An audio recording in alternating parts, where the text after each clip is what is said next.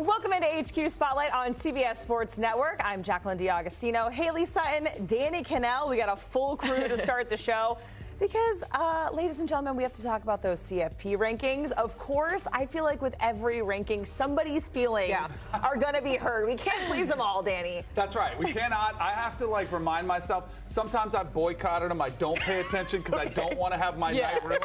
I have to remind myself that there's a couple things. One, these early ones don't matter at all. It's all about the final one. The other one is just, blood pressure's getting up there. It's not good for my health, so I just keep it very even. Yes. Very easy. All right, well, let's go to the bracket because the elephant in the room that we're referring to, of course, is Georgia is not in this second college football playoff bracket. I know our Mackenzie Brooks has had some things to say to me in the green room about that, but elsewhere we see Oregon in that top spot. Texas, Miami somehow holding on to that first-round bye along with BYU as they all get the first-round bye, as I mentioned. No Georgia, but the team that beat them over the weekend, Ole Miss, checking in at the 11 seed. They would face the 6-seeded Penn State Nittany Lions at the playoffs began today.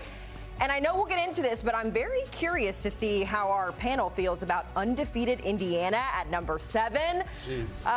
Let's get into this as we welcome you back here into our CBS Sports HQ studios. Of course, we've got Danny Kanell, but we also bring in our guy Josh Pate to discuss.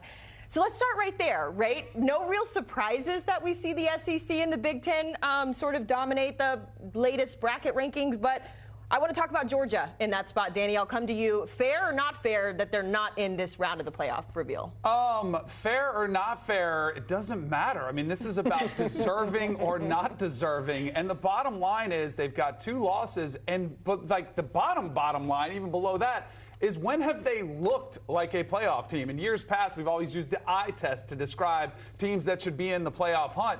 This Georgia offense is abysmal. They can't put up any points. They've got a quarterback who is throwing it to the other team more frequently than he is to his own team. And yes, I know they have a win against Texas, and this is where it becomes the beautiful aspect of college football, where all of a sudden that win looks so good because Texas is a top 5 team, and it's like, oh, well, then you start diving deeper. Who is Texas really beaten? But it helps prop up Georgia. There's just a lot of problems in here. But my biggest thing why I don't have a problem with Georgia being out is because they haven't looked like a playoff team. I know they've been a dynasty and they've got a lot of success, but this team to me does not appear to be a playoff team. What are we? We're November 13th, right? Okay, so right now, Daniel, I will shock you. I will stun you. I agree with you. I don't really have that big a problem with this. I will say, inevitably, there is subjectivity in this. So like you just said, Georgia hasn't looked like a playoff team. I agree with you. That's why I don't push back on it all that much. You remember when Ohio State went to Oregon?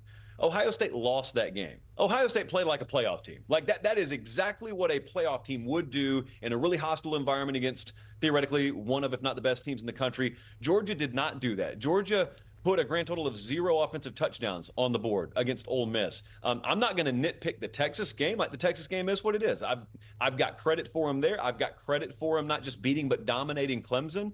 But we are entering a world now. You know me, man. I'm Mr. Power Rating, but we're entering a world now where you've got a conversation coming up if they lose this Saturday to Tennessee, where folks will still try and do the strength of schedule argument. And I'm all for the strength of schedule argument, but man, there's a barometer, like there's a line in the sand. At some point, we got to look and say, are we going to honor what's happening on the field here? Like, does that still matter? Which is ironically the thing you're always shouting at me, only this time you actually happen to be right. Oh, wow. Okay, I know. Spicy. That's us doing the little handshake. Okay. Say the handshake emoji. We'll see if we can keep the handshakes going. We're talking about the SEC, who I feel like has just been beating up on one another to both of y'all's points.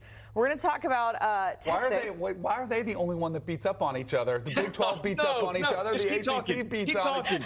Sorry. I couldn't help myself. I know where Jacqueline went to school. We're 4 minutes into this segment and things have already gone unhinged. Here we are. Yes, okay. I know you dislike the SEC, Danny. I know. But we're going to talk about Texas and SMU, which should make you, I don't know, happy or sad. I'm not really sure. Upset. 8-1. They're both sitting at 8-1. The home road streaks are doing. They're both equal. But Texas is in it and SMU is out. So give us your thoughts. This is to me the biggest flaw in the system. Like this one, if I'm an SMU fan, I'm legitimately upset in this one because if you do put their resumes next to each other, I don't even think it's close that SMU has a stronger resume. They've got wins, 2 wins over top 25 teams, current top 25 teams. Their only loss came against a top 5 team in BYU, by 3 points, in which they were playing a different quarterback. And again, I mentioned Texas earlier in this conversation. I think Texas is getting the big brand bump that happens. And it's not just for the SEC. We're going to talk about some other schools that I think are getting, branded out of the conversation because they don't have the traditional brand. But SMU, and again, if you had Texas a spot or two above SMU, I wouldn't have a problem with it. But the fact that they are 11 spots away from Texas, I think it is an egregious, fault of the committee to look at SMU and not keep them at least in the same tier of teams that Texas is in.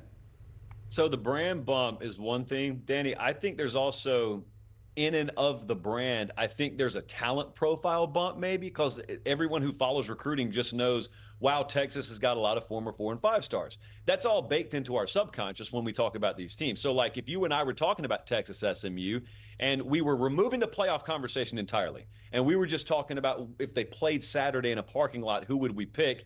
We would lean Texas because we know how many athletes are on the roster. So then we get back into the playoff conversation, and some people can't divorce themselves from that. But I also believe, as has been the case in years past, that there's a lot of baking in expectation to these rankings. What I mean by that is when you looked at that graphic we just put up, the strength of schedule remaining for Texas is top 20. And they will go to A&M in a few weeks and then maybe even go to Atlanta. And there are a lot of people who think this team can win the SEC championship, and they think at their best, they're one of the best in the country. So they kind of bake that into the ranking. And you try as you may, you're never eliminating that. I would worry if I'm SMU that I can't go any higher because my remaining strength of schedule is floating there in the 70s. And I think that the die has already been cast in the ACC, that the loser of that conference title game, despite what the committee suggests, will be punished and will end up dropping out of this thing if they go into it floating in that 8, 9, 10 range. Well, and all of that in the discussion is about 2 teams that have losses on their resume. If we push this a little bit further, now we get into 2 undefeated teams in Indiana and BYU. They are both listed at 5 and 6 respectively in the latest release. But looking at the notes for both of these teams, guys, I mean, we were on the pregame show for Indiana's game this weekend, and that was fun. BYU looking for their first 10-0 start since 2001. So to just take that conversation a step forward here, Danny, where is the line that we draw? Because it's one thing to factor in the brand value, right? But for these younger teams, you're asking them to come out and do their absolute best. They've done exactly what you asked them to do, and yet they're still being punished, it feels like. Yes, they are. And so I'll give you an example. So I get Jacqueline's like, I hate the SEC. I don't hate the SEC, but I just like to point out some flaws in the conversation. My bad. That was a little harsh. I think Indiana should be ahead of Penn State. Yeah, I agree. Penn State has no business being ahead of Indiana, but they started in the preseason higher, and they've got this blemish, which was against Ohio State. Yes, that's a tougher opponent, but Penn State had an opportunity to win that game, withdraw any criticism about it, but they did lose that game, and they really didn't look that great in that position. And then you've got Indiana. When you start stacking up their resume against other teams, I know it hasn't been the most impressive, but they've had a lot of great wins where they are beating down opponents. And then you start going to common opponents like a UCLA, who Penn State played 27-11 was their game that they beat them. Meanwhile, Indiana went on the road and beat them 42-13. Like, they were more impressive in that situation. And then they had the game against Michigan, which I know was closer than Indiana fans probably would have liked, but they did finally beat a blue blood in the Big Ten. But I still don't think they're getting the full credit for what they deserve. And I think Penn State is getting the brand bias in this situation. And preseason expectations matter. I do think the preseason polls, it helps you tremendously to start in a top 5, top 10 situation, where if you come from oblivion, which is where Indiana came from a 3-9 season, you have to win almost twice as much to finally get your way into the conversation where they finally are now. And I think they're still not getting enough credit. It feels like the path was already laid for Penn State in the preseason. It was either they're going to mildly to moderately overachieve and beat Ohio State and go play for the Big Ten title, or at worst, they're going to lose to Ohio State, and their path is so fixed that the furthest they'll fall is they'll get a home playoff game. It almost feels like a simulation. It feels like the plot point of a Netflix series. And we're looking at Penn State right there, and we're looking at them still in the top 5. I kind of agree with you. I think they're probably the most, I don't want to use the O word, but overrated relative to the top 10 of any of the teams I've seen. I was surprised they didn't fall more when they lost to Ohio State. Here's the thing about Indiana. So Indiana and Brigham Young are two different cases to me. I know they're back-to-back right now. But even over in the power ratings world, I've got Indiana top 10. Like, there is nothing fraudulent. There's nothing illegitimate about them. They are a legit team. Brigham Young got to have floating in the 20s.